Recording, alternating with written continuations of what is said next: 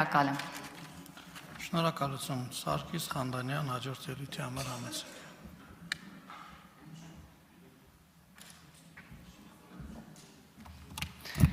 Ազգային ժողովի մեծարգո փոխնախագահ, հարգելի գործընկերներ, ընդունված է ասել, որ խաղաղությունը իրադարձություն չէ, խաղաղությունը գործընթաց է։ Օգոստոսի 8-ը այդ գործընթացի անկյունակարային իրադարձություններից մեկն էր։ Անկյունակարային, որովհետև դա կարևոր հանգրվան էր բանակցությունների համար եւ նաեւ մեկնարկային կետ խաղաղության գործընթացի հետագա փուլերի համար։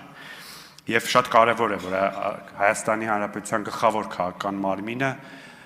ըստ արժանվույն գնահատում է այդ իրադարձությունը եւ նաեւ կարծում եմ այս ամբիոնից կարևոր է ըստ արժանվույն գնահատել նաեւ այն մարդկանց, որոնք բանակցել Հայաստանի Հանրապետության անունից բանակցել եւ հասել են այս կարևոր հանգրվանին։ Մեր խնդիրն հիմա եւ նպատակը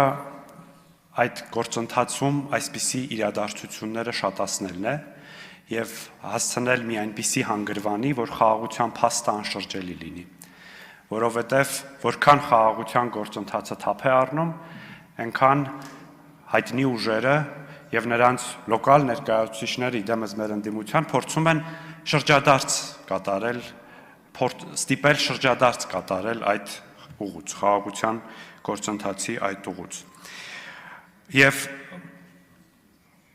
որքան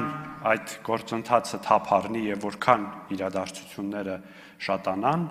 այնքան մեր ընդդիմությունը ավելի երկար ընդմիջումներ է վերցնելու քաղաքականությունից։ 20 րոպեանոց ընդմիջումները դառնալու են 20-օրյա ընդմիջումներ,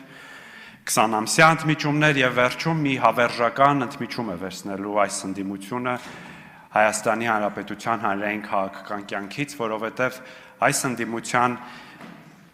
քաղաքական գոյության սնուցող միակ նյութը դա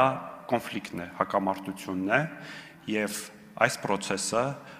անշրջելիորեն եւ վերջնականապես կտրելու է այդ պորտալարը քաղաքական դաշտից։ Շնորհակալություն։